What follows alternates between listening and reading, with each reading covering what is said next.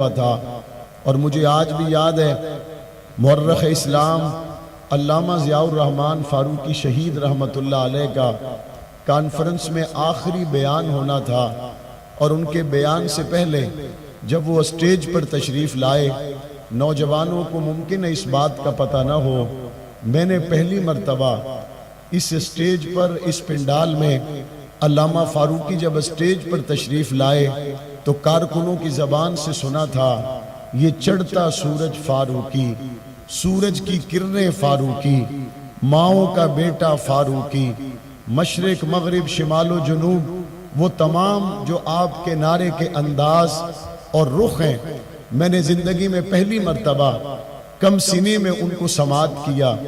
وقت گزرتا چلا گیا، آپ کو نظر آنے والی یہ بلند و بالا عمارتیں اس وقت نہیں تھی۔ یہاں پر ایک چھوٹا سا ہمارا گھر اور پاس مسجد صدیق اکبر، اور یہاں ممبر و محراب پر صدیق اکبر کی عزت کی صدا لگانے والا اعظم طارق تھا۔ وقت گزرنے کے ساتھ ساتھ جہاں آج آپ موجود ہیں، میری آنکھوں نے اس منظر کو بھی دیکھا جس لمحے میں آپ سے مخاطب ہوں، وہ خاکہ ایک مرتبہ پھر میرے دل و دماغ پر نقش اور مزید گہرا ہوتا جا رہا ہے۔ جب جمعے کی صبح نماز فجر کے بعد میرے والد شہید رحمت اللہ علیہ سے ملنے کے لیے کوئی شخص آیا، بیٹھک میں نے اس کو بٹھایا۔ یہ جہاں آپ اس وقت مسجد کے کارنر پر موجود ہیں، جہاں ہمارے گھر کا باہر کی طرف کھلنے والا بیٹھک کا دروازہ تھا، میں نے اس شخص کو اندر بٹھایا۔ جب وہ اندر بیٹھ گیا، ابو جی کو میں نے بتایا کہ آپ سے ملنے کے لیے کوئی شخص آیا ہے، ان سے ملاقات کے لیے والد صاحب رحمت اللہ علیہ اندر تشریف لے آئے۔ میں گھر کے دوسرے کمرے میں تھا۔ تھوڑی دیر کے بعد میرے کانوں میں ایک دھماکے کی آواز آئی۔ میں چونک کر گھر کے صحن کے دروازے کی طرف گیا تو میں نے دیکھا کہ کنڈی بیٹھک کی اندر سے لگی ہوئی ہے۔ میں باہر کے دروازے سے نکل کر جب اس طرف آیا تو میں نے دیکھا ایک شخص جس کے ہاتھ میں پستول ہے اور وہ موٹر سائیکل پر بیٹھ کر فرار ہونے کی کوشش کر رہا ہے۔ میں نے فوراً بیٹھک کے کھلے ہوئے دروازے کا رخ کیا۔ اس وقت میرے والد شہید رحمت اللہ علیہ گولی لگنے کے بعد خون نکل رہا تھا، دیوار کے ساتھ ٹیک لگا کر زمین پر بیٹھے ہوئے تھے۔ میں نے اور میری خالہ کے بیٹے نے ان کو تھوڑا سا سہارا دیا، وہ چارپائی پر لیٹ گئے۔ خون رکنے کا نام نہیں لے رہا تھا۔ تھوڑی ہی دیر میں یہاں سامنے فلیٹس کے نیچے بیٹھے ہوئے کچھ صحافی اخبار فروش آئے اور تھوڑی ہی دیر میں انجینئر الیاس زبیر آئے اور انہوں نے ان کو ٹیکسی میں ڈالا اور عباسی شہید ہاسپٹل کی طرف گاڑی دوڑنے لگی۔ میرے انکل یہاں اسی محلہ میں رہتے تھے۔ جب شام کو ہم ان سے ملے، انہوں نے ہمیں بتایا کہ راستے میں مولانا اعظم طارق کو ہوش آیا۔ ہوش آنے پر ہم نے ان کو کہا کہ آپ کو گولی لگ چکی ہے، اور ہماری حالت یہ تھی کہ ہم رو رہے تھے، ہماری آنکھوں سے آنسو جاری تھے۔ مولانا اعظم طارق نے اس لمحے کہا آپ روئیں نہ، کیونکہ یہ تو ایک جان ہے، صدیق اکبر کی محبت کے لیے ایسی کئی جانیں قربان کی جا سکتی ہیں۔ اس لمحے انہوں نے جو بات کی تو صدیق اکبر کی فاروق اعظم کی۔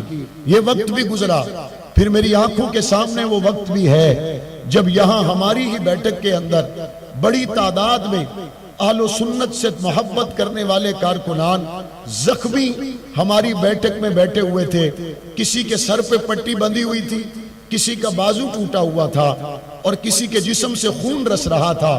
مجھے یاد ہے میں گھر کے دروازے کے اندر داخل ہوا تو میرے لیے وہ منظر بڑا عجیب و غریب تھا کہ وہ لوگ جو صبح صبح ایک جلوس کے لیے یہاں سے روانہ ہوئے بالکل صحیح سلامت تھے۔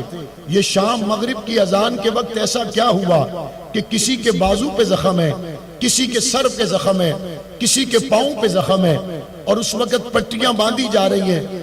ڈاکٹرز کو بلا کے ان ساتھیوں کا علاج کروایا جا رہا ہے، اور ان کے علاج کے ساتھ ساتھ برابر والد صاحب رحمت اللہ علیہ ان کو حوصلہ اور ہمت دینے میں مشغول ہیں، اور ان کو یہ بتلا رہے ہیں کہ یہ جو زخم آئے ہیں یہ ذات کے لیے نہیں، نبی کے گھرانے کے لیے آئے ہیں۔ یہ ذات کے لیے نہیں، پاک پیغمبر کے یرانے کے لیے آئے ہیں۔ وہ وقت بھی گزرا، پھر وہ وقت بھی مجھے یاد ہے جب میری والدہ نے گھر کے اندر یہ جو جھنڈا آج پنڈال میں لہرا رہا ہے اس کو خود سلائی کیا۔ بڑا جھنڈا سلائی کرنے کے بعد ناگن چرنگی کے اس چوک کے اندر ہم نے پرچم کشائی کی۔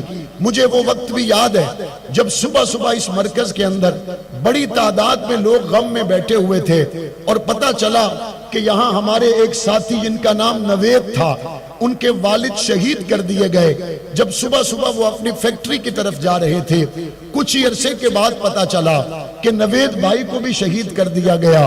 یہ مسلسل واقعات جو کراچی کی سرزمین پر اس وقت میں نے اپنی آنکھوں سے دیکھے، لیکن ایک منظر جو بار بار مجھے ان داستانوں کو یاد دلانے کے بعد ہمت بھی دیتا ہے، پختہ بھی کرتا ہے، عزم اور ہمت کے راستے پر مجھے گامزن بھی کرتا ہے۔ وہ ایک منظر کراچی کے لوگوں صرف یہ ہے کہ 30 سال پہلے جب مولانا اعظم طارق کے کارکنوں کو مارا جا رہا تھا، 30 سال پہلے جب مولانا اعظم طارق پر گولی چلائی جا رہی تھی، 30 سال پہلے جب علامہ ضیاء الرحمن فاروقی یہاں تشریف لائے اور اس کے بعد ان کو بھی شہید کر دیا گیا، 30 سال پہلے اسی اسٹیج پر، اسی جگہ پر یہ جھنڈا اسی شان سے لہرا رہا تھا، اور 30 سال کے بعد آج بھی یہ جھنڈا اسی شان اور عظمت سے لہرا رہا ہے۔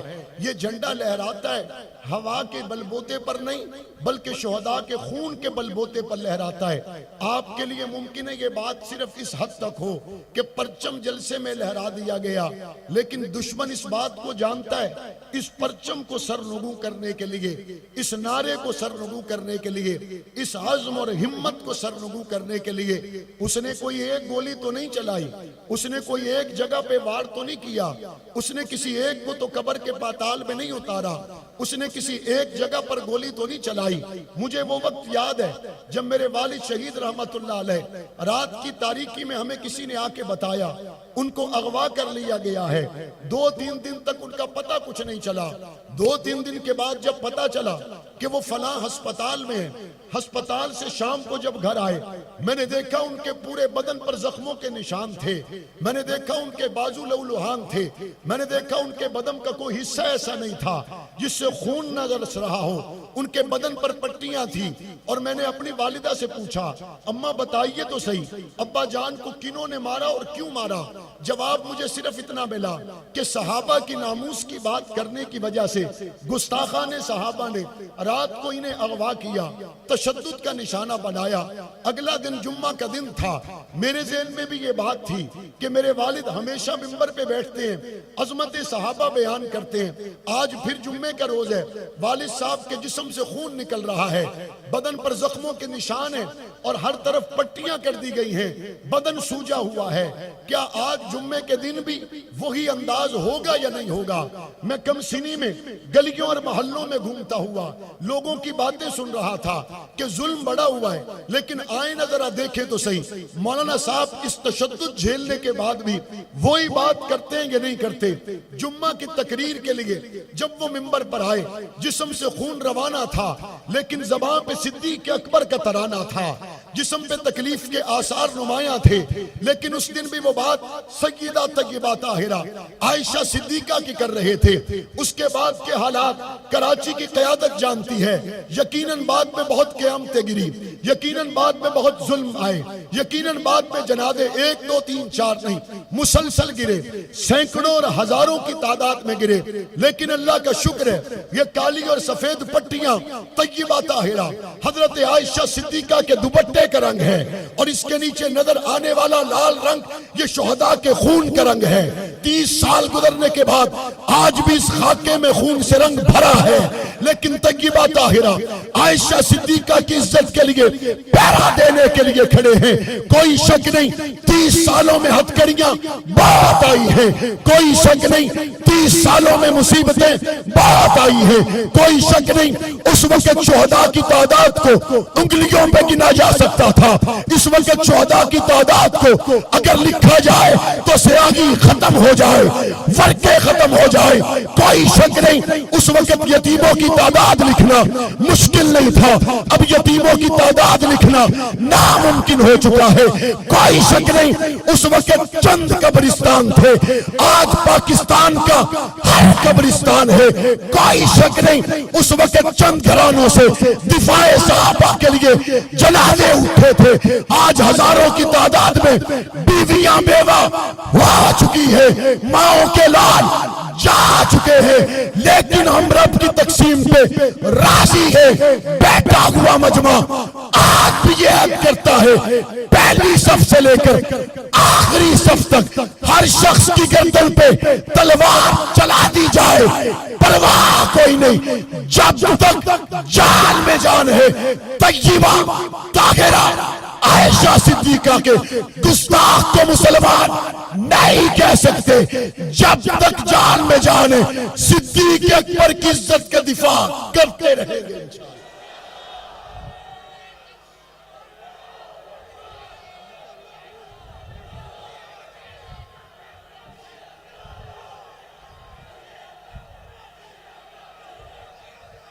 یہ کوئی حادثاتی پروگرام نہیں, یہ کوئی حادثاتی جماعت نہیں, اس کے پیچھے قربانیاں ہوئی ہیں.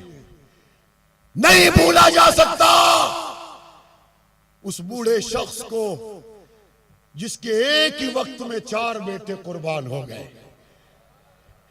نہیں بھولا جا سکتا اس بوڑھی ماں کو جس کا بیٹا شہید ہوا تو پوتوں کو لا کے اسٹیج پر بٹھا دیا.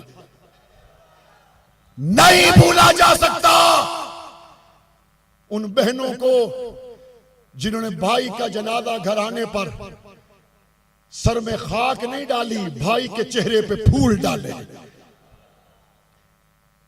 انکار کرنے والے انکار مختلف رنگوں سے کرتے ہیں.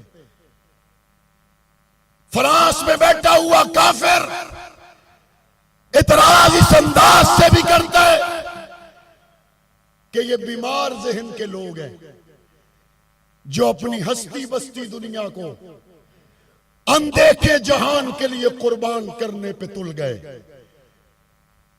نہ ماننے والا کہتا ہے یہاں کی ساری خوشیوں کو نظر نہ آنے والے جہان کے لیے تم نے قربان کر دیا.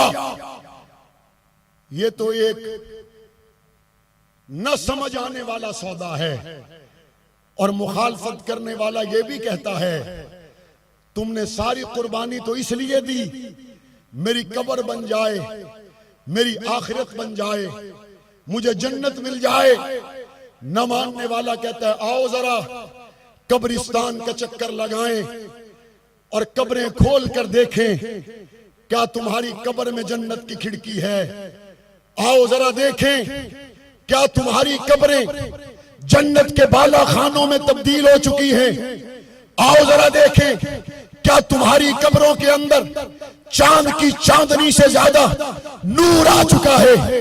جب مسلمان وہاں پہنچتا ہے پرانے قبرستان میں جاتا ہے اور دیکھتا کیا ہے شہید کی قبر, دین پر چلنے والے کی قبر کے اندر سے بھی کوئی ایسا نور نہیں نکلتا, جنت کی کھڑکی نہیں نکلتی. نہ ماننے والے کی قبر بھی کوئی ایسا جہنم کا گڑھا بنا ہوا نہیں ہے. تو فرانس میں بیٹھا ہوا لادین پتہ ہے کیا کہتا ہے؟ کہتا ہے تم مسلمانوں کی مت ماری گئی, تمہاری عقل ماری گئی. نہ یہاں پہ جہنم کا گڑھا ہے نہ وہاں جنت کا باغیچہ ہے. آنکھوں سے دیکھنے کے باوجود تم اندیکھے جہان پر اپنے بچے قربان کر رہے ہو, اندیکھے جہان پر سینے پہ گولی کھا رہے ہو. اس مشاہدے کے بعد مسلمان کہتا ہے تیری آنکھوں نے وہی دیکھا جو میری آنکھوں نے دیکھا. مشاہدہ تیرا بھی وہی ہے, مشاہدہ میرا بھی وہی ہے. لیکن جس بات کو آنکھ نہ دیکھ سکے کمبلی والے محمد کے کہنے سے سچ مان لیا جائے, اسی کا نام ایمان.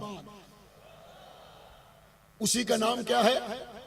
بلند آواز سے کیا نام ہے؟ آنکھوں سے نظر نہیں آئے، لیکن کملی والے آقا نے فرما دیا ہمارا ایمان ہے۔ میں نے کہا آپ کون سے ترقی یافتہ، کون سے تہذیبی یافتہ؟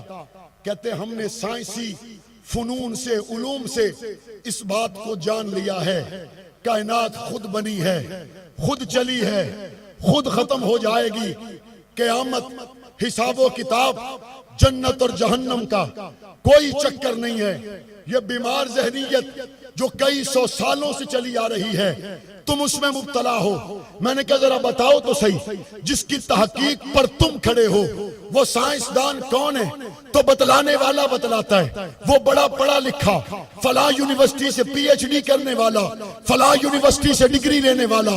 میں نے کہا اس کی زندگی کے بارے میں بتاؤ۔ جب یہ اس کی زندگی کے بارے میں بتاتے، کہتے اس کی رات شراب سے آلودہ، اس کا دن گندگی سے آلودہ، لیکن بندہ بڑا پڑھا لکھا، بڑا صاف ستھرا۔ میں نے کہا اس کے خاندان کے بارے میں بتاؤ، کہتے اس کے باپ دادا کا پتہ کوئی نہیں، لیکن اس کی سائنسی تحقیقات کو، اس کی سائنسی ایجادات کو ساری دنیا مانتی ہے۔ میں نے کہا پھر تم نے سودا نقصان کا کیا، خسارے کا کیا۔ ہم کراچی کے مسلمانوں نے نہیں بلکہ پوری دنیا کے مسلمانوں نے سودا نفع کا کیا، خسارے کا نہیں کیا۔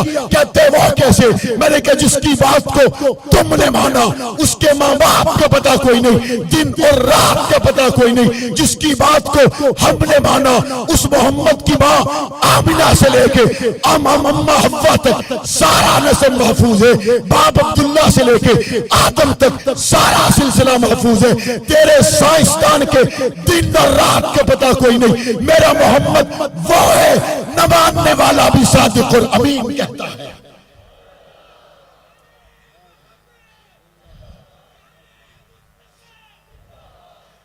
ہم اپنی نبی کی بات پر کھڑے ہیں، ہم کسی کی تحقیق پر کھڑے نہیں، ہم محمد کریم کی حدیث پر کھڑے ہیں۔ کھڑے ہیں یا نہیں کھڑے؟ بلند آواز سے میرے نبی نے فرما دیا آنکھیں دیکھیں یا نہ دیکھیں، مسلمان کا ایمان ہے کہ کملی والے آقا کا فرمان جھوٹا ہو سکتا، غلط ہو سکتا۔ اعتراض کرنے والا پھر اعتراض کرے گا یہ بیمار ذہنیت کے لوگ ہیں، اس جہان کی رونقوں کو اندیکھے جہان پر قربان کر رہے ہیں۔ سائنسی ایجادات نے بتلا دیا آگے کچھ نہیں۔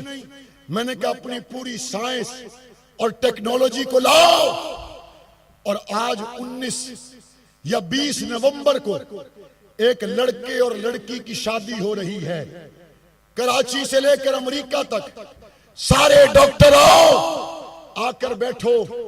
اور آج 20 نومبر کو کراچی میں ہونے والے ایک مسلمان جوڑے یا غیر مسلم جوڑے کی شادی کے موقع پر بس صرف تحقیق سے یہ بتلا دو 9 مہینے کے بعد اس جوڑے کو بیٹا ملے گا یا بیٹی ملے گی، تو کہتے ہیں یہ کون سی بات ہے؟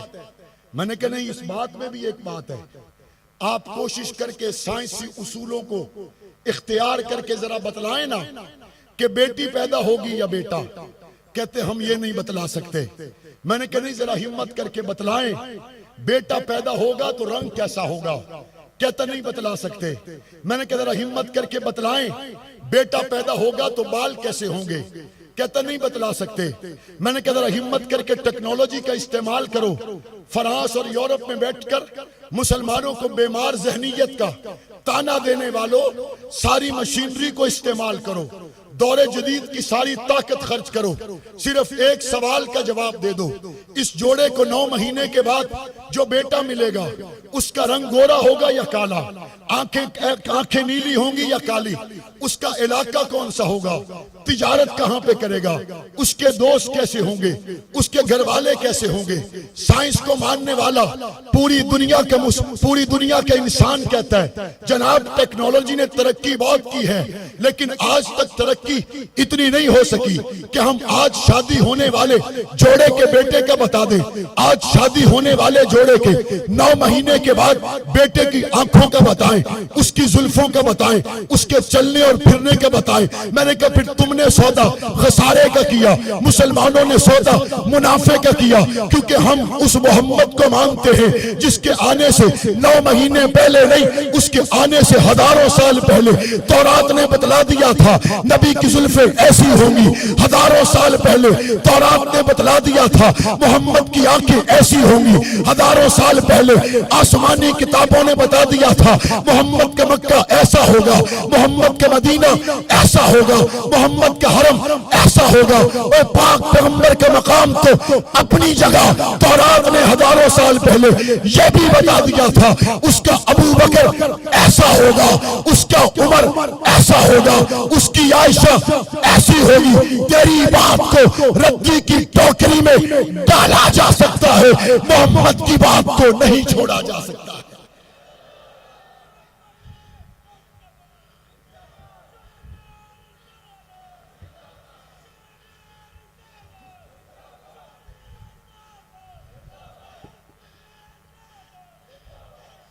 اور یہ دونوں نظریے نئے ہیں۔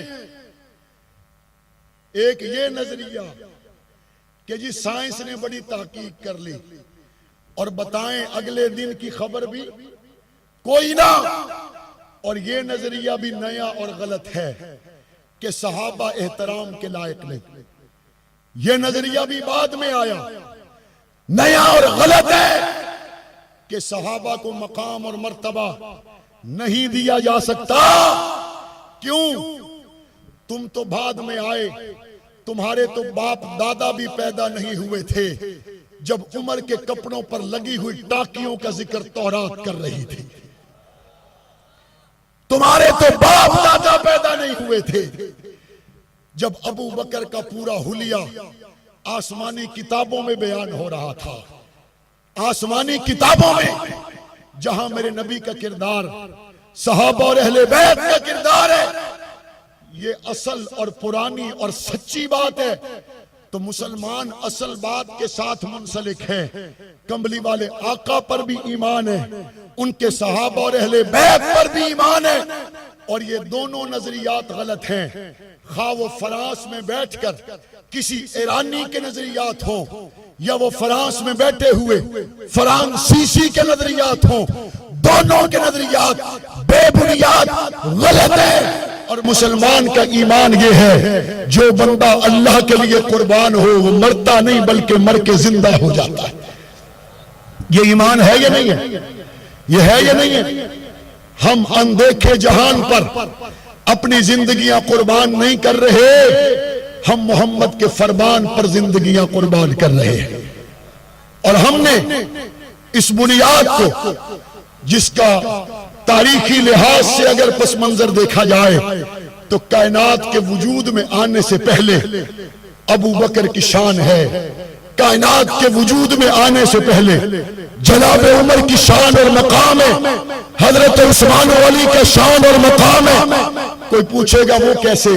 میں نے کہا یہ طے ہو گیا، قرآن اللہ کا کلام ہے، جب رب کا کلام ہے تو کائنات میں کچھ نہیں تھا، ابو بکر اس وقت بھی شان والے تھے، اور کائنات نہیں رہے گی تب بھی یہ شان والے ہوں گے جن کو 1400 سال پہلے قرآن مجید کے ذریعے پاک پیغمبر کے صحابہ نے پڑھا اور امت کو پتا چلا کہ اللہ نے ان کو جنت کے گھر دینے نہیں دے دیے ہیں۔ جو 2018 میں جیت کر اسمبلی میں پہنچ جائیں اور ٹنیور پورا ہونے سے پہلے اگر وہ باہر نہیں آتے تو محمد کے صحابہ جنت میں چلے گئے۔ اب بے فکر رہو، ان کو واپس کوئی نہیں لا سکتا۔ ہم اس ملک کے اندر آئینی اور قانونی آواز اٹھائے ہوئے ہیں، آئینی اور قانونی جدوجہد کر رہے ہیں، اور اس کے لیے ہماری پرامن تحریک نے جتنی بڑی قربانیاں پیش کی، اس کی پاکستان کی تاریخ تو کیا بر صغیر میں دنیا کی تاریخ میں عظمت صحابہ کے عنوان پر اس مختصر وقت میں اتنی بڑی تعداد میں قیادت اور کارکنان کی قربانیوں کی مثال نہیں ہے۔ اگر اس کو تفصیل کے ساتھ بیان کیا جائے وقت نہیں ہے، لیکن اس مجمع کے اندر میرا دل چاہتا ہے میں ان لوگوں سے ہاتھ ضرور کھڑے کرواؤں جن کے علاقے میں کسی شہید کا جنازہ انہوں نے پڑھا ہو، تو وہ ہاتھ کھڑا کرے. جس نے شہید کے جنازے کو کندھا دیا ہو وہ بھی ہاتھ کھڑا کرے.